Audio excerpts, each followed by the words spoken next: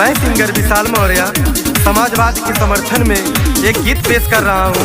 लोग ज्यादा से ज्यादा प्यार दुलार दीजिएगा और अपना बहुमूल्य वोट साइकिल के निशान पे मारिएगा और अखिलेश भैया को विजयी बनाइएगा। जय अखिलेश, जय मुलायम, जय समाजवाद।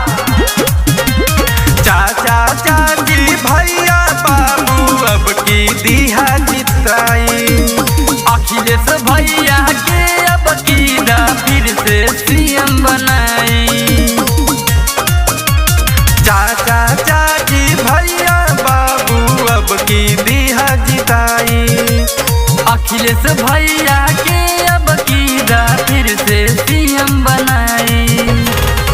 कर लेनी होगा सबसे बदला विचार हो, कर लेनी होगा सबसे बदला विचार हो।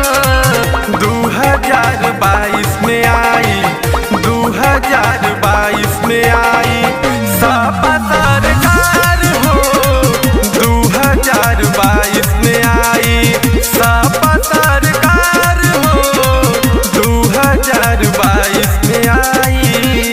चाचा चाची भैया भाभी सबसे निवेदन बा, मरिया मोहरिया तान के साइकिल के निशान पे अखिलेश यादव जिंदाबाद जिंदाबाद जिंदाबाद, लाल यादव जिंदाबाद जिंदाबाद जिंदाबाद, पाल चाचा जिंदाबाद जिंदाबाद जिंदाबाद। सपा सरकार होई सब कर बाहर सुना भाई, मिली पेंशन आवास रखा भी सवाल जिताई। ये चाची सब ने साइकिल के निशान याद रखिया हो। आई सपा सरकार होई सब कर बाहर सुना भाई, मिली पेंशन आवास रखा भी सवाल जिताई। केहू न रही भैया दुखिया लाचार हो, केहू न रही भैया दुखिया लाचार हो।